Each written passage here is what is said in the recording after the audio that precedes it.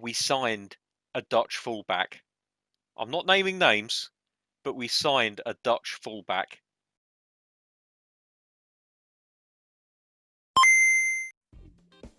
Hello, you lovely lot. Welcome back to the Nottingham Forest job, and more importantly, welcome back to Season 2 of the Forest job, and the first season that we will start in the Premier League. We have made a lot of signings. There have been a lot of comings and goings. We're going to go into that right now. Right, so before we go into the players who have moved on to other teams or returned to teams that they were on loan to us from, as you can tell from the player that's highlighted here, the first thing I have to do is say a fond farewell to Mr. Michael Dawson, who retired at the end of the last season. A fantastic servant to football, despite the fact that he played for Tottenham Hotspur for a few years.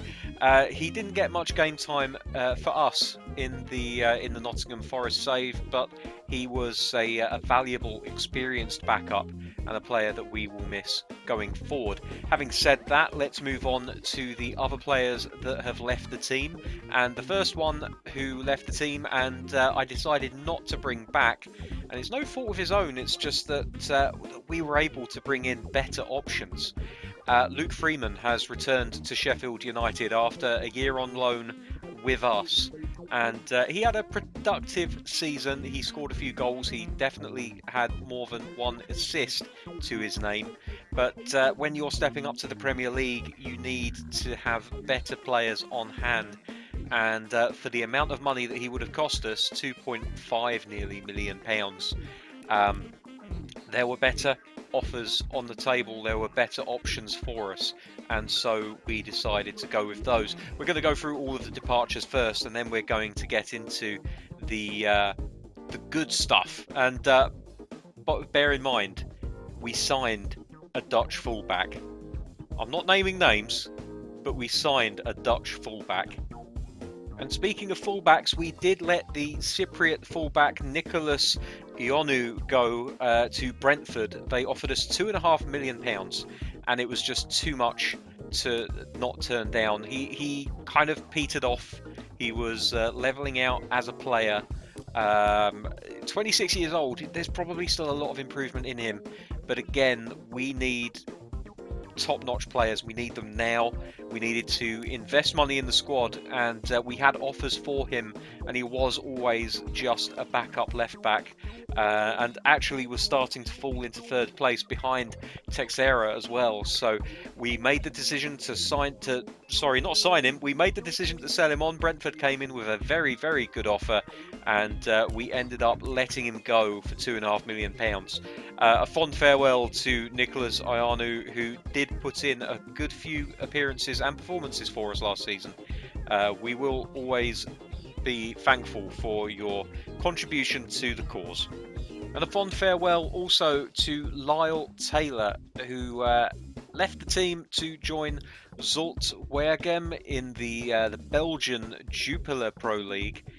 He never really got much game time at all. He was starting to really tail off as a centre forward. Physically and technically he's starting to lose it a little bit, but look at where he stacks up against the rest of the players in this team, and you'll see that he will more than likely be getting a game or two. He is the third rated striker in this squad at the moment, but hopefully it's a lot closer between him and his next nearest. So I'm hoping that he'll get more game time. Certainly I think he'll get more game time for this team than he would for us, and we got £1.2 million for him, so it was a pretty good deal for us. Another player that we bid a fond farewell to is Diallo, the goalkeeper, who really didn't play very much at all, especially after I abandoned the concept of replacing players who had red and orange arrows. We didn't really seem to suffer that much for not playing him when the other goalkeeper was Bamba. Was it Bamba? I can't remember his name now. Was having a bad form day, and we didn't suffer for it. So I decided it was probably best to cash in on Diallo, who was starting again. You can see the trend here is players are leaving us that didn't look like they were going to improve in the future and couldn't really contribute to this league season. And so he's gone to QPR, who are still a championship side. He will fare better there. It's competitive. I think out of the 3 goalkeepers that we have on screen here, he is the middle ranked of the 3. Hopefully he'll get some game time. Very much appreciate his efforts when he did come into goal. He always put in decent performances that I can remember. Can't remember any really kind of like awful performances from him. So a fond farewell to Mr. Diallo, who moves to QPR for £270,000.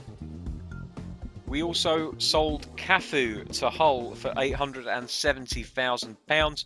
He is a really decent all-round midfielder, but he just didn't look like he was going to improve anymore, and he didn't really play too much for us this season. Given the formation that we're playing with defensive midfielders and attacking midfielders, didn't really have a space for someone that was good as a central midfielder but kind of fell off when filling either of those other 2 roles. And as I said, he was starting to tail off, and we needed to make room in the squad for other players to come in and take his place. So Cafu went to Hull for £870,000, a pretty decent chunk of change, certainly money that was put towards the purchase of other players.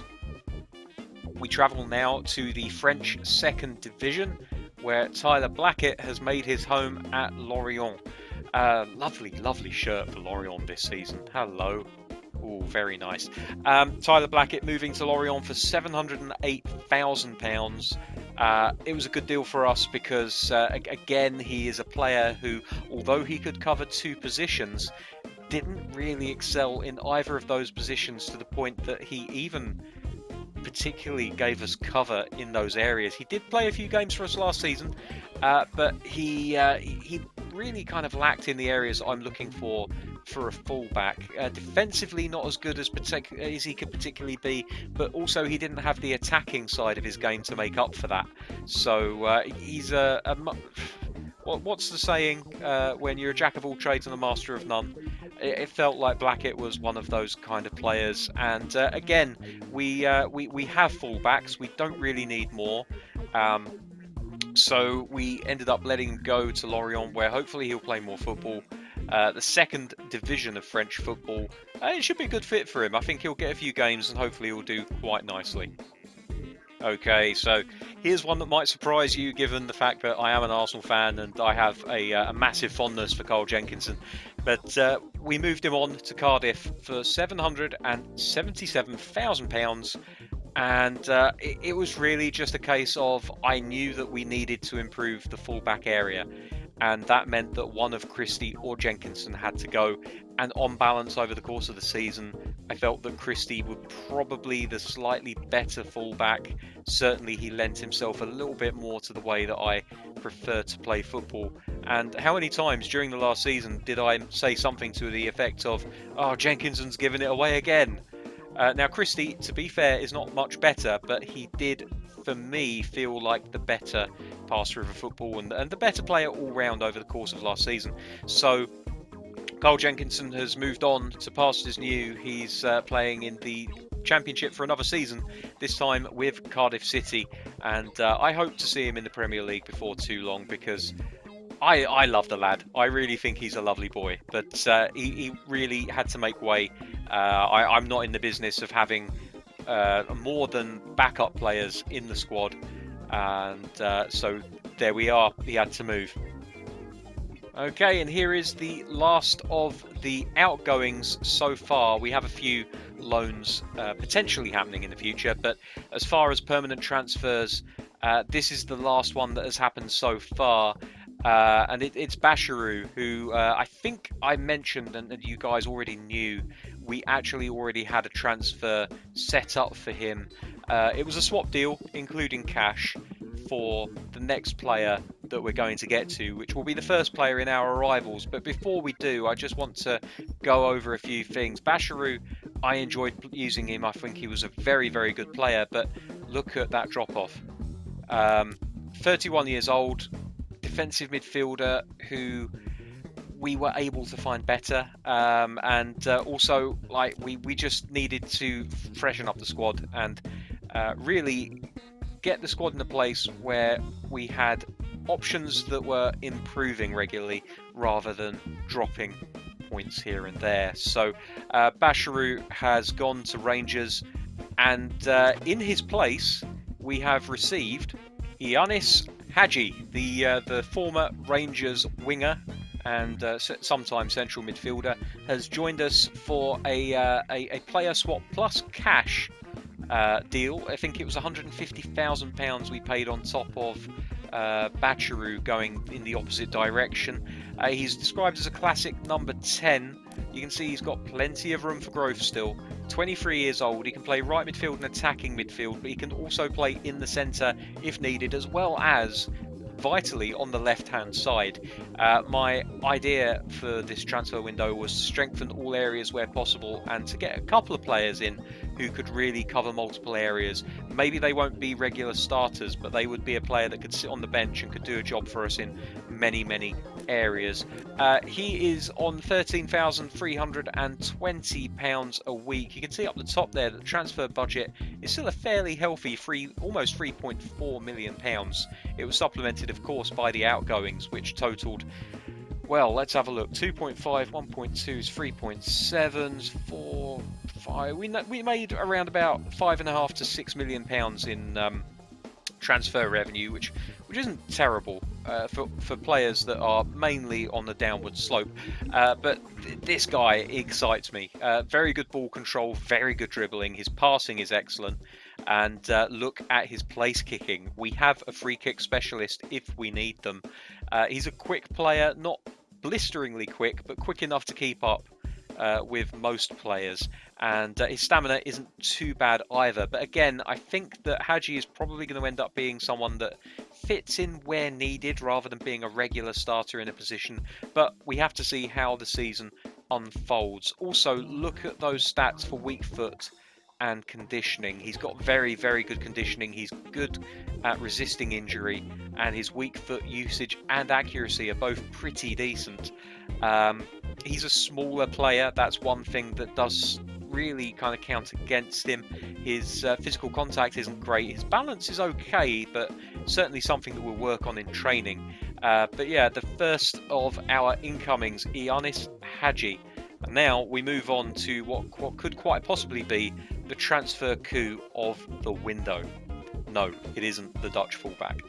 Yes, ladies and gentlemen, we have signed Oriol Busquets, not to be confused with the elder Busquets, who is above him on the list on the left there, but Oriol Busquets, the 22-year-old holding midfield player from Barcelona, has signed for us on a free transfer. Would you believe it? They allowed his transfer to go through without renewing his contract, and so we got him on a free. I am delighted to have him on a free transfer. We're paying £12,690 a week to him, which isn't bad at all for a player who has the kind of upside that he has. Just go along to the development sheet here and you'll see that he is expected within the next 2 or 3 seasons to break through the 75 barrier and get somewhere approaching 77, maybe 78 overall. But the thing that really excites me is just that he has so much upside, but also like you look at his abilities here and you would think to yourself, okay, look, he's not particularly great at anything, but look a little bit closer and you'll see there are so many categories where he is on the verge of turning from red to orange. His balance is nearly there, his tight possession is nearly there, his ball control is very nearly there, his lofted pass is nearly up there with his low passing. His speed and acceleration aren't fantastic, but as a holding midfielder, that's not necessarily the thing that you're looking for primarily. Really, you want defensive awareness, and look at that, 74. And to be honest, for the money and for the level of team that we are at the moment, Oriol Busquets is a massive upgrade on Jack Colback, who will be staying with the team because you can't change things wholesale overnight. You need some continuity. But I think Busquets is going to be starting a lot more games than he doesn't. and that does excite me. The only thing I'm slightly worried about is his injury resistance, which at the moment is at a 2. Hopefully that will improve with training. We're definitely going to look at training him in a way that increases his ability to resist injury and increases his conditioning. Stamina is good as well, 75 at the moment. I think that he's going to improve massively. As I said, over the years, he's only 22 years old. Frankly, if you can sign anyone from Barcelona, then you are a club that's on the up. Okay, so some of you are going to laugh at this, especially those of you who have been with me since the start and are followers of the Toon. Yohan Cabaye has joined Nottingham Forest on a short-term deal. Actually, I say short-term, it might actually be a 2-year contract. I can't quite remember. But the important thing is, look at the stats and think about the fact that sometimes you can't always get away with just signing young players. You need experience. And when Yohan Cabaye came up on the free transfer list, it just made perfect sense to me. Formerly of St Etienne, he was unattached at the moment that we approached him. But look at him. Look at him. Like, okay, he's not going to walk into a top 6 team. That's not what I'm getting at. Think about the level that Nottingham Forest are at and the players that are around Yohan Cabaye at the moment. He walks into the team. He absolutely bosses that midfield. Ball control is excellent. Tight possession, excellent. Low pass and lofted pass, excellent. Another man who we could put on free kicks. Defensive awareness is even better than Busquets at the moment. Busquets is one for the future. Cabaye is a buy for now. He may only last a season or 2, but for anyone that followed the series last year, think of Mats Hummels. Think of the impact that he had for us coming into that defence at the ripe old age of 34 years old, I think, and he improved things immensely. Yes, he wasn't a long-term buy, but he improved the team there and then, and that was the thinking behind picking up Cabaye on a free transfer. And really, 14,000, almost 15,000 pounds a week. I don't think you can argue with that. I think he's a fantastic signing. Good weak foot, good conditioning. His injury resistance is an issue. That's the reason I didn't sign Jack Wilshere, who was on my list, along with Keisuke Honda, who just wanted too much money per week. I was super tense. I so wanted to pick up Honda.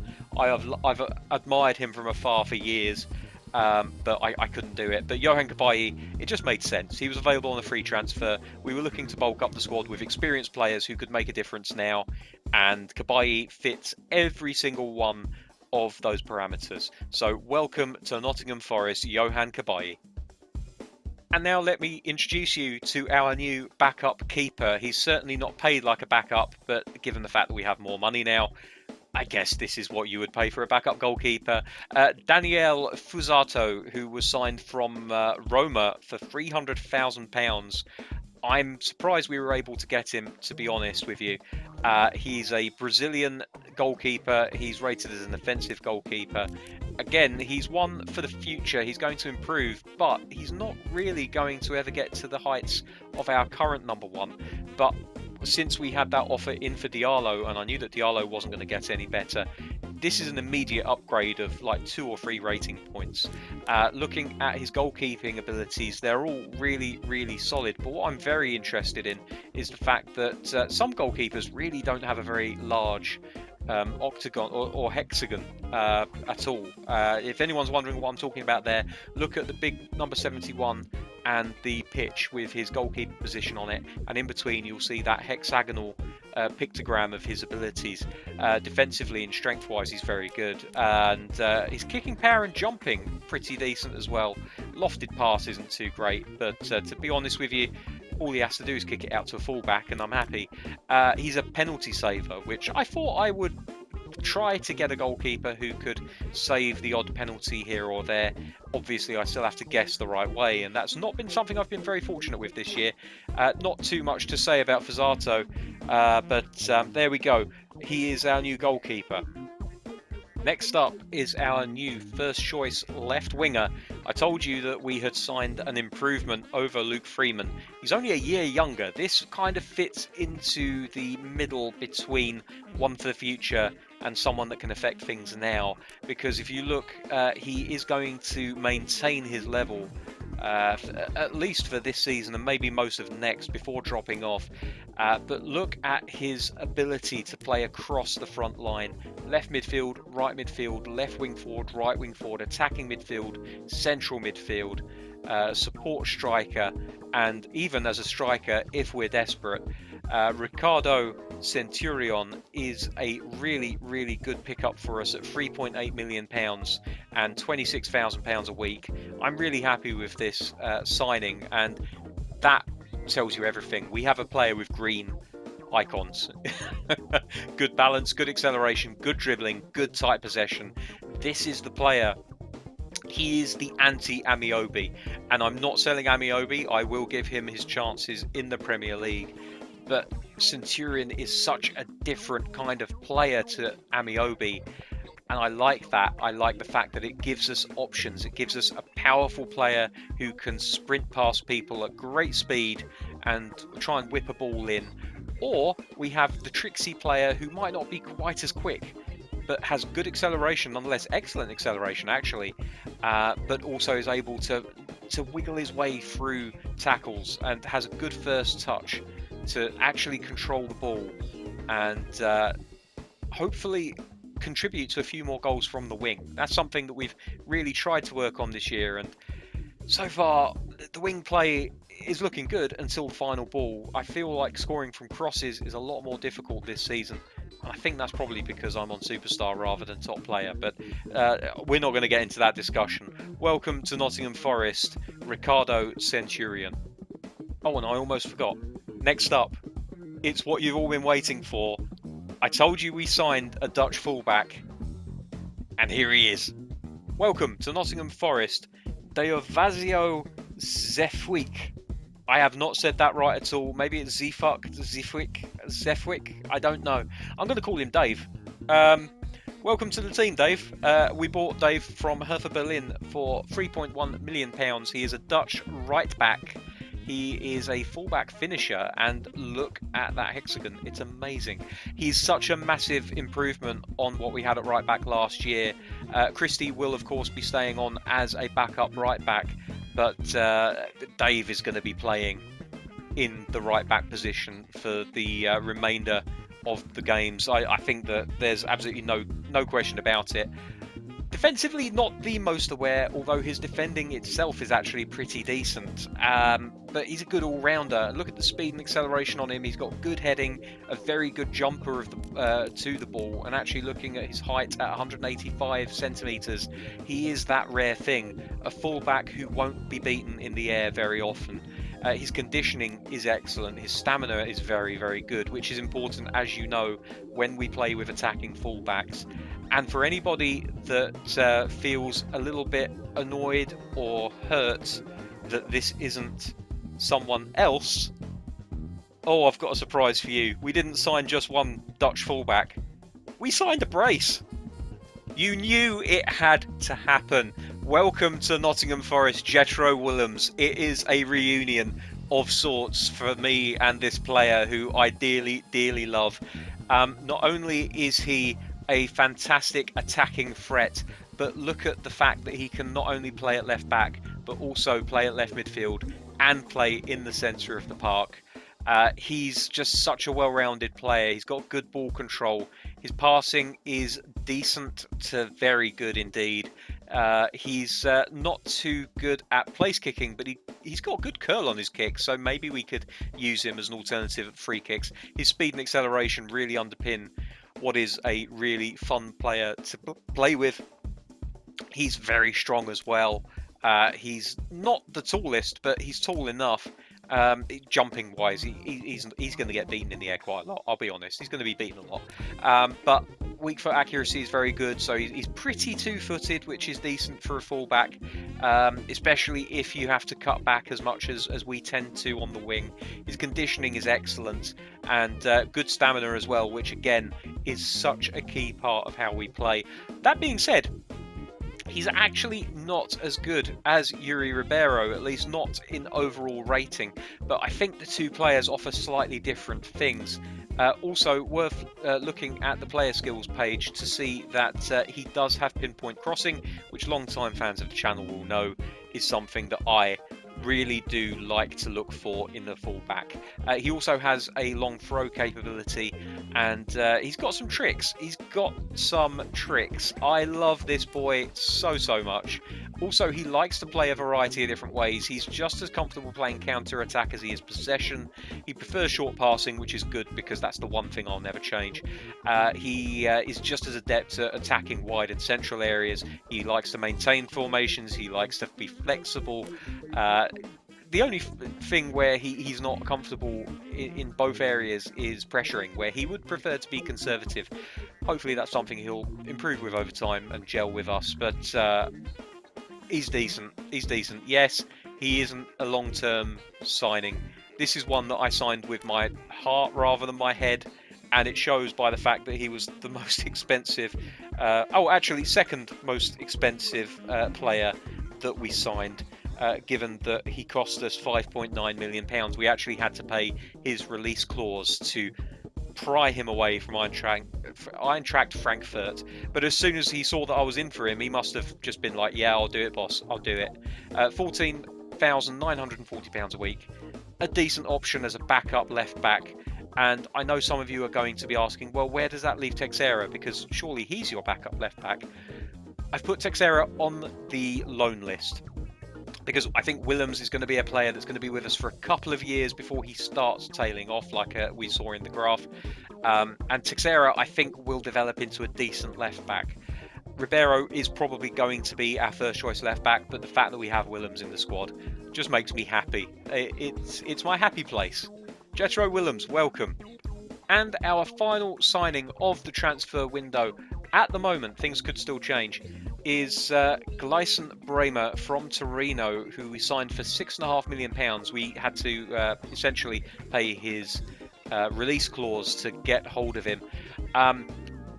With the retirement of Dawson, and with the fact that Mbeso at the time looked like he was going to leave us, and also the fact that most of our other kind of mid-range backup players were kind of looking like they were tailing off in performance, we needed to sign a centre-back who not only was good now, but could improve.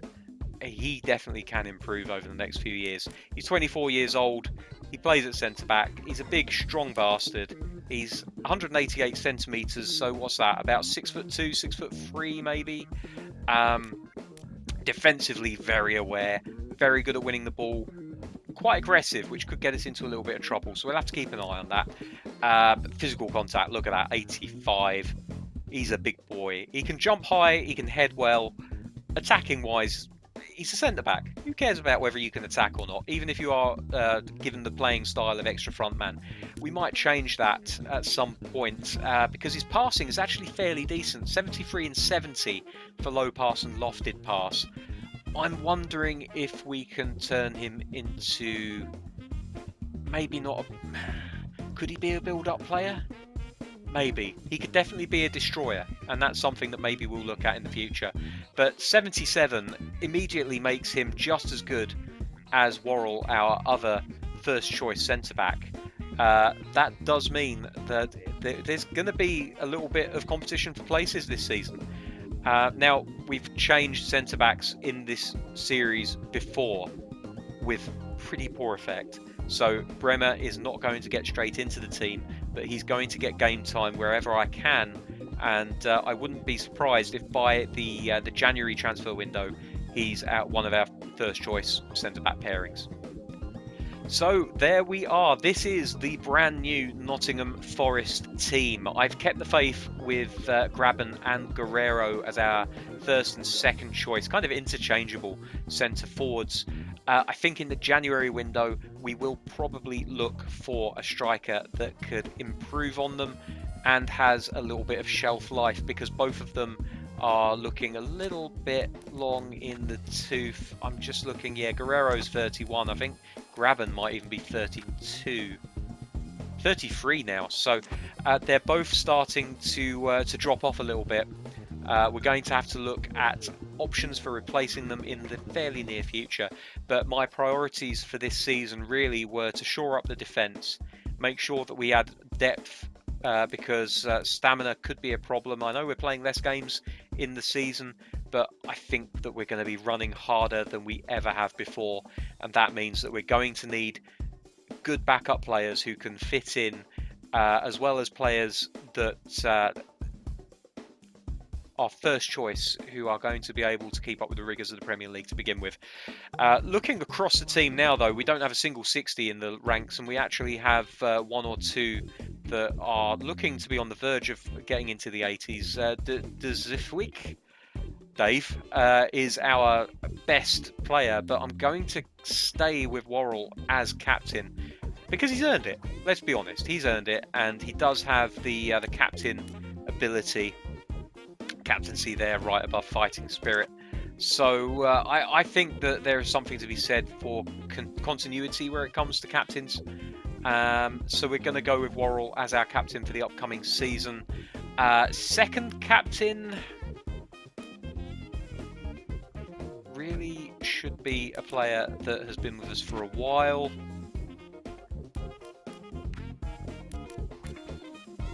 I would prefer someone with captaincy.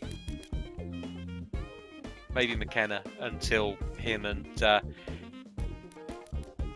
Bremer have had their arguments. Now, as I mentioned, Texera is on the loan list. Figueiredo, who is starting to show his age at 27, he's starting to level out. He's petering out. I think he's probably going to stay at this level for a while, but he's not really well, he's definitely not first choice, but he's not really even second choice now. With Mbaye So actually back in the good books and having signed a new long-term contract, this boy's got potential, and I want to see him fulfill it. So he's going to be our fourth choice centre-back behind, of course, Bremer and McKenna and Worrell here. So this is our provisional first choice lineup and bench. Everything down to Graben is our bench. That's the 7 players that we'll be having on the bench. Hagi, Cabaye and Colback giving us some pretty decent options off the bench. Harrington and Yates are going to get their chances, as are the rest of the players underneath. But primarily this is going to be our starting 11. This is going to be our bench. So there we go. That is the transfer special all done. But don't worry, there will be a gameplay today. That is going to be in a separate video. You'll have noticed that this video wasn't numbered. That's because I like even numbering, and I didn't want to suddenly have to worry about the week starting with a 1 rather than a 0. Sorry, a 2 rather than a 1. Yeah, so there's going to be a, if it's not already up, then there will be an episode later today. So keep your eyes peeled for that. Let me know what you think about the transfers in the comments. I know a few of you are going to be very happy to see Jetro Willems sign for the club.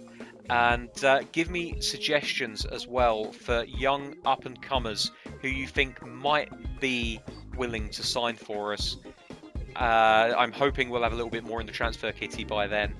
But yeah, that'll do it for right now. Thank you very much for watching. Take care, and I'll see you, well, probably in a few minutes when you watch the first game of the week. Bye-bye.